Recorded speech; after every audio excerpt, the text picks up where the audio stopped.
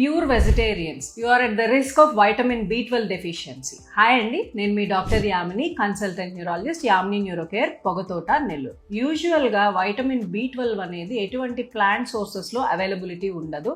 మన బాడీలో vitamin B12 అనేది నరాల చుట్టూ మైలిన్ షీత్ అనేది డెవలప్ అవడానికి చాలా వరకు యూజ్ అవుతుంది. దీంతో పాటు ఎర్ర రక్త కణాలు, రెడ్ బ్లడ్ సెల్స్ ఫామ్ అవడానికి కూడా వైటమిన్ B12 అనేది యూజ్ అవుతుంది. అండ్ ఈ వైటమిన్ B12 DNA సింథసిస్కి కూడా చాలా వరకు పనిచేస్తుంది మన బాడీలో.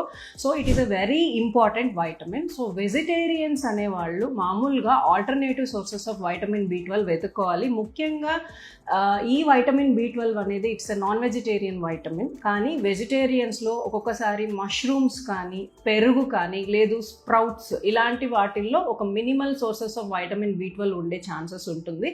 అండ్ రెగ్యులర్గా వెజిటేరియన్స్ అనేవాళ్ళు ఇయర్లీ వన్స్ ఒక 2-3 months అయినా వైటమిన్ B12 సప్లిమెంట్స్ తీసుకోండి. సో దట్ మీ నరాలు కానీ, రక్తనాళాలు కానీ, లేదు ఈ ఎర్ర రక్త కణాలు తగ్గి ఎనీమియా అనేది రాకుండా ఉంటుంది. ఈ టిప్ని మీ ఫ్యామిలీ అండ్ ఫ్రెండ్స్కి షేర్ చేయండి. Thank you.